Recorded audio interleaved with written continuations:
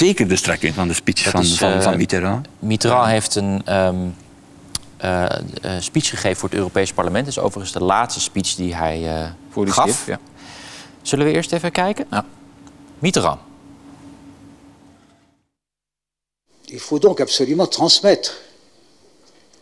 Vous avez vous-même, vous êtes nombreux à garder l'enseignement de vos pères, à avoir éprouvé les blessures de vos pays, à avoir connu le chagrin, la douleur des séparations, la présence de la mort, tout simplement par l'inimitié des hommes d'Europe entre eux.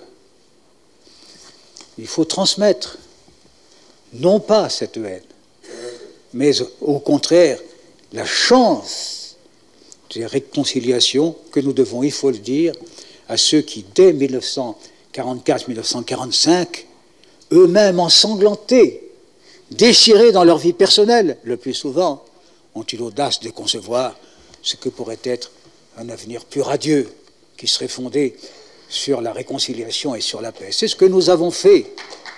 Alors,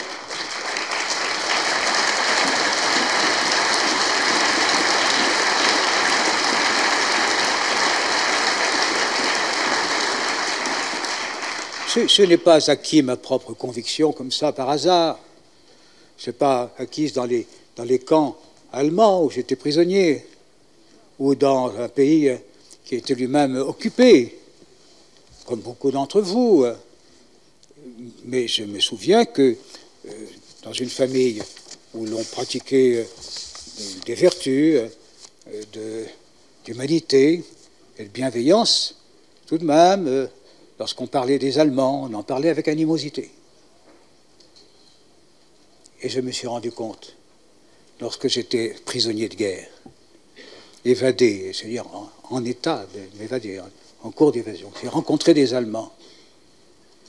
Et puis j'ai vécu quelque temps en Bade-Württemberg, dans une prison. Et les gens qui étaient là, les Allemands avec lesquels je parlais, je me suis aperçu qu'ils aimaient mieux la France que nous n'aimions l'Allemagne. Je dis cela sans vouloir accabler mon pays, qui n'est pas le plus nationaliste, loin de là, mais pour faire comprendre que chacun a vu le monde de l'endroit où il se trouvait. Et ce point de vue était généralement déformant. Il faut vaincre ces préjugés. Ce que je vous demande là est presque impossible, car il faut vaincre notre histoire. Et pourtant, si on ne la vainc pas, il faut savoir qu'une règle s'imposera, mesdames et messieurs. Le nationalisme, c'est la guerre.